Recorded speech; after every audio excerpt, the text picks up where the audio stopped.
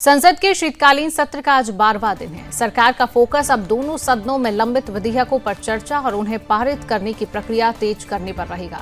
सत्र 19 दिसंबर तक चलेगा। आज का दिन बेहद ही खास होने वाला है। वैसे तो हर दिन कोई ना कोई बिल पेश किया जा रहा है, लेकिन ये बिल खास है क्योंकि ये सीधे ग्रामीण रोजगार को हिट करता है।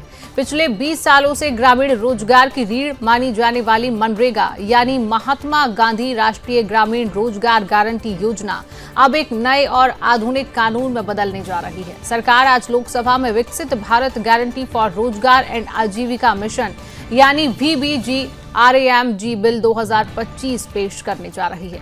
इस बिल को केंद्रीय ग्रामीण विकास मंत्री शिवराज सिंह चौहान सदन में रखेंगे। सरकार का दावा है कि यह कानून केवल रोजगार देने तक सीमित नहीं रहेगा, बल्कि ग्रामीण भारत को आत्मनिर्भर, तकनीक सक्षम और टिकाऊ आजीविका की दिशा में आगे बढ़ाएगा।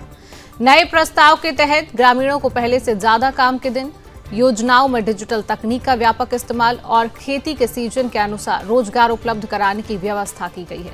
सरकार इसे विकसित भारत 2047 के लक्ष्य की नींव मान रही है। हालांकि इस बिल पर विपक्ष की नजर भी टिकी हुई है, जहां सवाल उठ रहे हैं कि क्या यह नई व्यवस्था जमीनी स्तर पर मनरेगा से बेहतर साबित हो पाएगी। इसी को लेकर आज हम खास चर्चा भी करेंगे, लेकिन उससे पहले आपको बताते हैं कि नए बिल की कुछ खास बातें क्या हैं।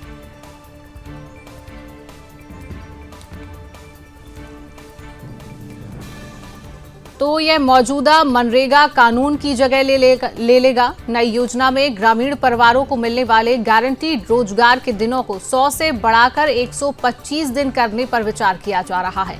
सरकार का कहना है कि इससे ग्रामीण आय भी बढ़ेगी और काम मिलने में भी मजबूत होगी।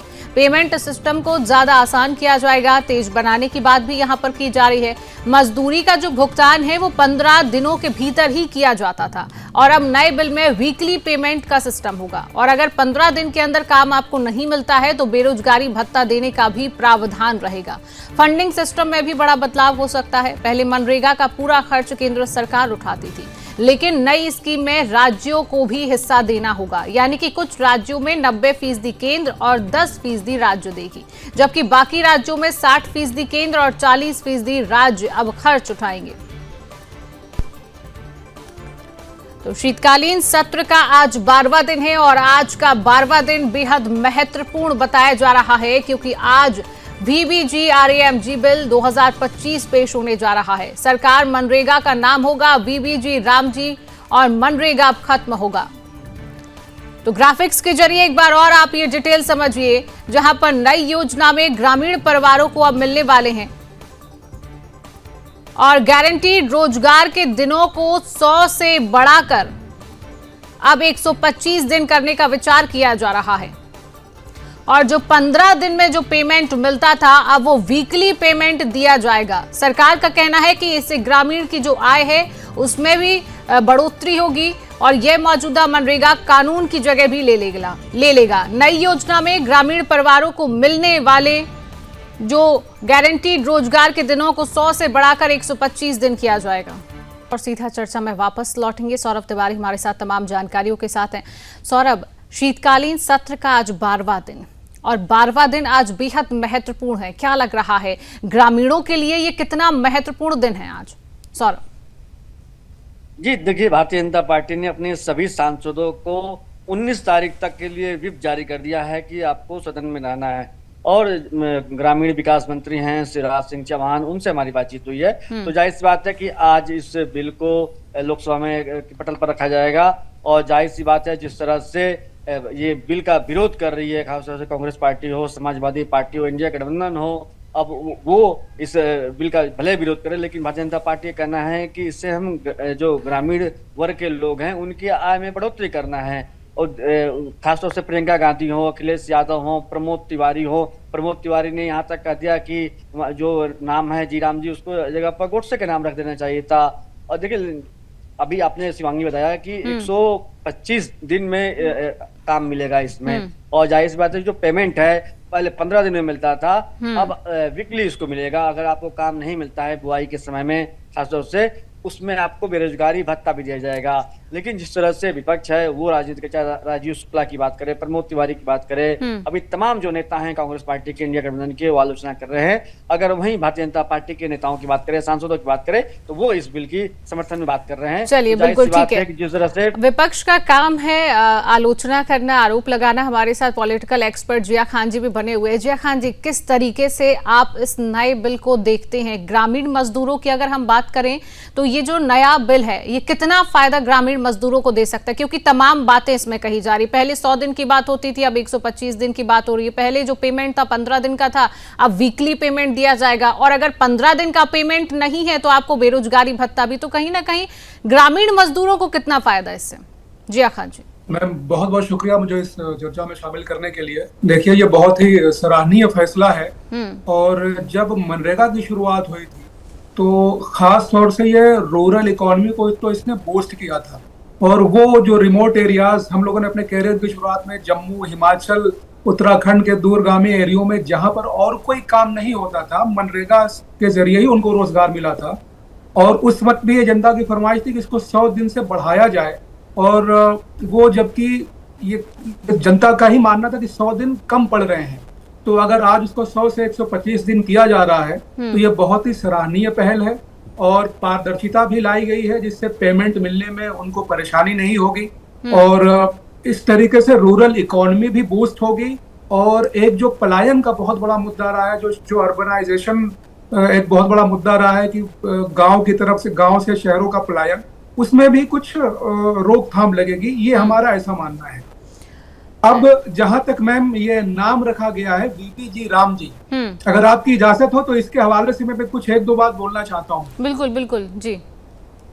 देखिए, ये जो विकसित भारत गारंटी फॉर रोजगार एंड आजीविका मिशन है, जिसको वीपी जी राम जी नाम दिया गया है, तो जब भी इसको हम दो तरीके से इसको कह सकते हैं। एक सोशल पॉलिटिकल इंटेंशन इसका क्या है, दूसरा marketing and public relations theory के पॉइंट ऑफ व्यू से ये कैसा रहेगा। तो अगर marketing and public relation theory के पॉइंट ऑफ व्यू से देखा जाए तो जब हम कोई भी नाम रखते हैं तो उसमें कोशिश ये होती है कि पहचान और विशिष्टता उसमें दिखे, विश्वास और विश्वसनीयता दिखे, यादगार और भावनात्मक जुड़ाव हमारा उससे होना चाहिए। और उसके लिए हमें सिमियोटिक्स थ्योरी ये कहती है कि अगर जब हम नाम रखते हैं तो वो हमारे सामाजिक और सांस्कृतिक अर्थों को दर्शाता है। नाम अपने आप में अर्थ और जीवन शैली से जुड़े मूल्यों को सब कॉन्शियसली रूप में व्यक्त करता है। तो अब इसमें जी राम जी जब नाम आ गया तो इसको कुछ कहने की जरूरत नहीं होगी और ये ऑटोमेटिकली जनता इससे रिलेट हो जाएगी।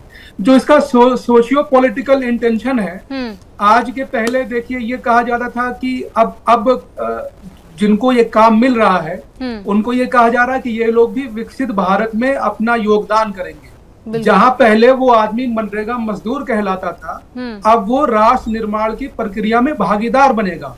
तो एक बहुत बड़ी पहल जिया खान जी हम इसको कह सकते हैं। और आपने एक बहुत बड़ी बात यहाँ पर कही कि पलायन रुकेगा, क्योंकि हम गांव में, ग्रामीण इलाकों में देखते हैं कि ग्रामीण इलाके के जो मजदूर हैं उनको उतना भत्ता वहां पर नहीं दिया जाता है, वहां पर काम इतना नहीं होता है, लोग शहरों की ओर बढ़ते हैं। तो क्या अब गाँव में भी लोग ठहर पाएंगे, पलायन जो है वो कम हो पाएगा? क्योंकि कई ऐसे भारत के इलाके हैं जहां पर लगातार पलायन की तस्वीरें सामने आती है। तो पलायन पर कितना बड़ा असर इसका पड़ेगा? जिया खान जी। मैम, खास तौर से अगर देखा जाए, हम सब उत्तर भारतीय हैं, खास तौर से उत्तर प्रदेश से मेरा ताल्लुक है। तो यहाँ पर जब मनरेगा की शुरुआत, जब 100 दिन के रोजगार की शुरुआत हुई थी, उस वक्त भी वहां पर वो समाज जिन्होंने 500 का नोट उसके पहले नहीं देखा था और उनके घरों में पैसा आने लगा था, उनकी परचेजिंग पावर बढ़ी, उन्होंने अपने घर बनवाए, कपड़े खरीदे, एजुकेशन की भी तरफ उनका रुझान हुआ। जो अब ये पैसा बढ़ा कर दिया जा रहा है, ये भी उनकी परचेजिंग पावर को भी बढ़ाएगा, उनके सोशल लाइफ को भी ठीक करेगा। और अगर किसी को भी अपने घर में रोजगार मिल रहा है तो वो दूसरे प्रदेशों में जाने के बजाय अपने यहाँ कम पैसों पर भी काम करने के लिए वो खुशी खुशी इसको स्वीकार करेगा। और पलायन जो कि एक बहुत बड़ा मुद्दा है, इसमें जरूर कुछ रोकथाम लगेगी। और रूरल इकोनॉमी अगर बूस्ट होगी तो उसके बाद फिर ऑटोमेटिकली जो एक सपना है हमारा प्रधानमंत्री जी का कि हम आगे आने वाले दिनों में इतनी बड़ी इकोनॉमी बनने जा रहे हैं, तो उसमें भी जो रूरल इंडिया है वो भी अपना कंट्रीब्यूशन देगा। बिल्कुल। और प्रधानमंत्री नरेंद्र मोदी आत्मनिर्भर भारत की बात करते हैं और उसकी भी एक बहुत बड़ी तस्वीर सौरभ लगातार बने हुए हैं। सौरभ, जिस तरीके से आपने कहा कि विपक्ष लगातार कई तरह की प्रतिक्रियाएं कर रहा है, क्या लग रहा है आज का दिन बेहद खास है सत्र का, क्या विपक्ष आज भी हंगामा करेगा? सौरभ, क्या आसार लग रहे हैं? जी, आपके सवाल का जवाब देने से पहले एक लाइन और मैं जोड़ दूं कि जो समाजवादी पार्टी के अध्यक्ष अखिलेश यादव अब वो कह रहे हैं कि 125 दिन की जगह पर 200 दिन का काम मिलना चाहिए। तो अब जाहिर सी बात है कि देखिए राजनीति है एक कि आप अगर 125 दिन क्या अगर 200 दिन भी कहते हैं आप, तो अखिलेश यादव कहते हैं, कांग्रेस पार्टी कहती है कि 250 दिन क्यों नहीं हुआ है।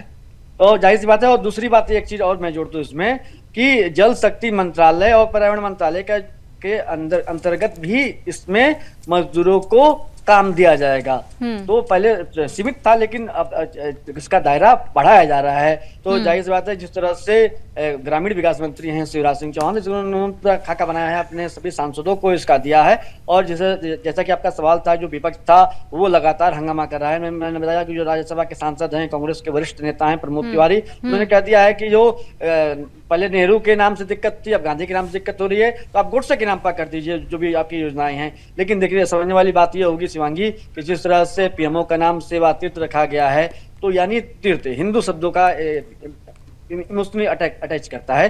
तो नाम बदलने की जो प्रक्रिया है, मुगलों को जो नाम था उसको केंद्र सरकार हो, चाहे उत्तर प्रदेश की राज्य सरकार हो, चाहे अन्य भाजपा की सरकारें हैं, वो नाम बदल रही हैं। और देखिए पहले इंदिरा गांधी आवास योजना हुआ करता था, अब प्रधानमंत्री आवास योजना नाम हुआ करता है।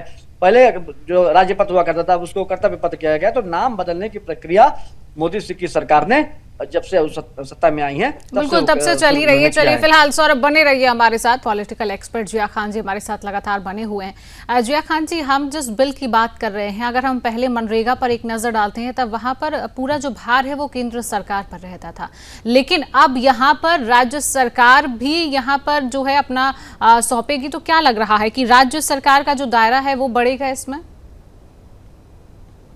देखिए, जिस तरीके की बात की गई है कि अब राज्य सरकार को भी उसमें जो ये काम करने वाले लोग रहेंगे उनमें भी उनकी तरफ से भी पैसे दिए जाएंगे। तो अब इस बात से तो ये चीज निकल के आ रही है कि राज्य सरकार का भी इसमें कंट्रीब्यूशन रहेगा और उसमें राज्य सरकार को भी उसमें कुछ पैसा देना पड़ेगा। लेकिन जो ये सारे काम है ये भी अधिकतर तो राज्य सरकार के ही अधीन है ना, जो लोकल फैक्टर्स जो भी ग्राउंड लेवल पे जितने भी काम किए जाएंगे। तो ऐसे में अगर राज्य सरकार की भी कुछ हिस्सेदारी तय की जाती है तो केंद्र और राज्य सरकार दोनों मिलकर अगर ये काम करते हैं तो ये भी एक सराहनीय पहल होगी। लेकिन इसमें जो विपक्ष के लोगों का कहना है वो इस बात को कह रहे हैं कि उनके पास जो बचे हुए राज्य हैं, उनके जो राज्य हैं अपने, वहां पर अगर वो परसेंटेज कम या ज्यादा हो सकता है, वो उनके लिए एक क्वेश्चन मार्क भी आ रहा है मैम।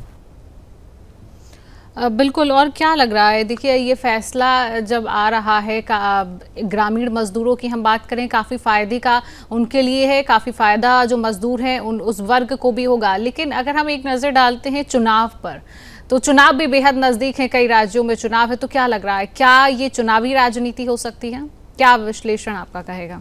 मैम, जो भी योजनाएं बनती हैं या जो भी पॉलिसीज बनती हैं उसको अक्सर हमारे जैसे लोग तो उसका आकलन राजनीतिक लाभ और हानि को ही मेन आधार मानकर करते हैं। तो अभी जो चुनाव होने जा रहे हैं उसमें वेस्ट बंगाल है, आसाम है, उसके बाद फिर दक्षिण भारत के राज्य हैं। तो खास तौर से वेस्ट बंगाल जहां पर भी ये पलायन और बेरोजगारी का मुद्दा तो बहुत बड़ा है और वहां पर अगर 125 दिन का रोजगार देने की बात की जाएगी और उसमें चूंकि ये भी कहा गया कि केंद्र और राज्य का दोनों का कंट्रीब्यूशन होगा, तो जनता के बीच ये बात आनी स्वाभाविक है कि अगर एक ही पार्टी की सरकार होगी तो उनको इस चीज से बचना पड़ेगा। और खास तौर से ये दोनों राज्य हैं वेस्ट बंगाल और आसाम, यहाँ पर इससे बीजेपी को फायदा मिलने की पूरी गुंजाइश है। चलिए बिल्कुल जिया खान जी, समय का अभाव है, आप हमारे साथ जुड़े, आपने समय दिया, बहुत बहुत धन्यवाद।